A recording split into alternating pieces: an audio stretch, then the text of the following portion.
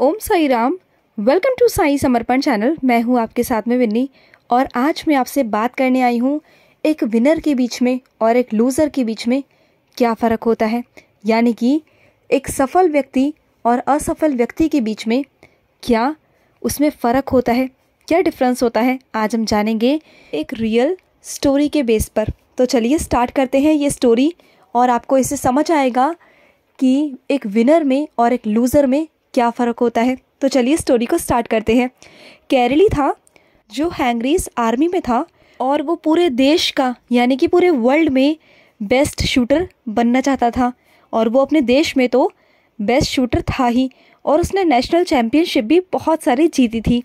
तो वो ओलंपिक्स की तैयारी कर रहा था 1940 में। तो जब वो तैयारी कर रहा था वर्ल्ड बेस्ट शूटर के लिए तो उसके साथ में एक हादसा हो गया।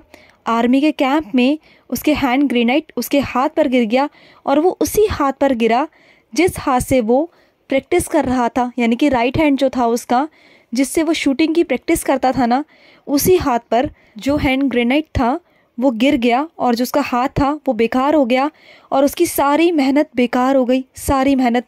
लेकिन उसके पास में दो रास्ते थे, या तो लाइफ लॉन्ग जो उसके साथ हुआ उसे कोसता रहता, सोचता रहता, और दूसरा जो चला गया है उसके बारे में ना सोचकर जो बचा हुआ है उस पर कॉन्सेंट्रेट करे, यानी कि उसका लेफ़्ट हैंड।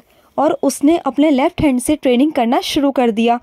उसके बाद 1939 के हादसे के एक साल बाद वो नेशनल चैम्पियनशिप के लिए पहुंचा और बाकी सारे शूटर्स भी उसकी तरफ देख रहे थे और उससे कहते हैं, क्या आप हमारा यहाँ पर जज्बा बढ़ाने आए हो, हमें हौसला बढ़ाने आए हो? वो कहता है, नहीं, मैं आप लोगों से लड़ने आया हूँ, आपका कॉम्पिटिटर बन के आया हूँ। लेकिन कैरली के जितने भी कॉम्पिटिटर थे वो सब अपना बेस्ट से बेस्ट दे रहे थे और वो अपने बेस्ट हैंड से ही लड़ रहे थे। और जो कैरली था उसका वन हैंड था, यानी कि एक लेफ़्ट हैंड ही था, लेकिन उसके बावजूद भी कैरली जीत गया अपने लेफ़्ट हैंड से नेशनल चैम्पियनशिप वो जीत गया। और वो यहाँ भी नहीं रुका, उसने 1940 की तैयारी करना शुरू कर दिया ओलंपिक्स के लिए। लेकिन वर्ल्ड वॉर के कारण वो कैंसिल हो गई। फिर भी वो वहाँ नहीं रुका। 1944 में फिर ओलंपिक्स होने वाले थे, लेकिन मगर वो भी नहीं हुए क्योंकि वर्ल्ड वॉर के चक्कर में वो नहीं हो पाया। लेकिन उस पर ना काफ़ी प्रेशर था कि मुझे करना है और ये मेरा एम है, मैं कर कर रहूँगा। और ख़ुद को वो दुनिया का बेस्ट शूटर बनाना चाहता था। लेकिन 1948 में इस हादसे के 10 साल बाद हिस्सा लिया और वहाँ पर कैरली के अगेंस्ट में बहुत सारे यंग कॉम्पिटिटर थे जो वहाँ पर लड़ना बहुत कठिन था। लेकिन उसके बावजूद भी कैरली ने वहाँ पर गोल्ड मेडल जीता। और उसके बाद भी कैरली वहाँ पर भी नहीं रुका। फिर एक बार 1952 में उसने ओलंपिक में दोबारा से हिस्सा लिया और इतिहास बनाया। वहाँ भी उसने गोल्ड मेडल जीता और इतिहास ये बनाया कि 2 साल से कोई भी पर्टिकुलर गोल्ड मेडल नहीं जीत पा रहा था, लेकिन कैरली ने इतिहास ही बदल कर रख दिया और वहाँ भी उसने गोल्ड मेडल जीता। तो आप देखिए, ना करने वाले के लिए ना बहुत सारे बहाने होते हैं और करने वाले के लिए सिर्फ एक रास्ता जो हम खुद बनाते हैं। तो हमेशा हमें ना अपने परेशानियों से, अपनी प्रॉब्लम से हारना नहीं है, अपने गोल्स को अचीव करना है, चाहे लाइफ में कितनी भी बड़ी प्रॉब्लम क्यों ना हो। हमें ना कभी भी ये नहीं सोचना कि मेरे पास ये नहीं है, वो नहीं है और हमारी लाइफ में ये प्रॉब्लम है, वो प्रॉब्लम है। वो सब क्या है? वो सब बहाने हैं। ऐसा कौन सा इंसान है जो अपनी लाइफ में सक्सेस हुआ है, आप मुझे बताइए, और उसे आसानी से सक्सेस मिली है? ऐसा कोई भी नहीं है दुनिया में, इवन एक 1% भी नहीं है। अगर आप किसी को भी देखेंगे ना जिसने भी अचीव किया है, सक्सेस पाई है ना, तो उसने हमेशा संघर्ष ही किया है, परेशानियां ही झेलकर वो इतना आगे बढ़ा है, तभी वो बहुत आगे जा पाया।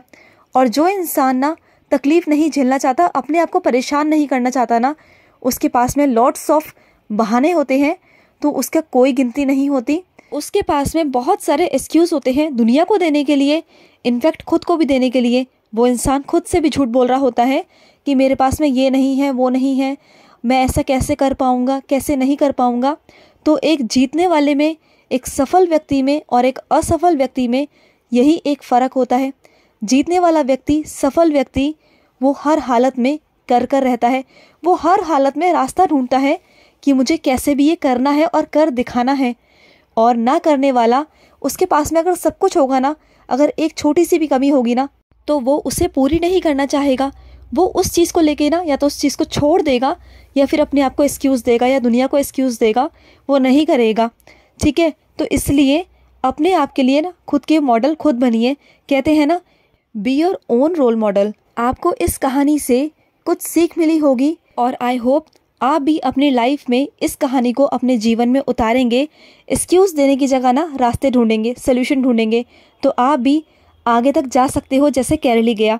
आप भी वो पा सकते हो जो आप चाहते हो। डेफिनेटली वो आपको मिलेगा, वो आपके पास आएगा। बस आप उस चीज़ के काबिल बन जाइए।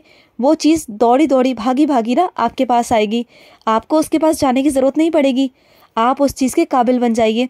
फिर देखिए, आप अपने फील्ड में, जो भी आपकी फील्ड है ना, उसमें खिलाड़ी बनिए। फिर देखिए, आपकी अचीवमेंट आपके पास खुद आएगी, चलकर आएगी। आप उसके काबिल तो बनिए। फिर देखिए कैसे आपकी चीज़ें आपके पास खुद आती हैं, खुद आएंगी।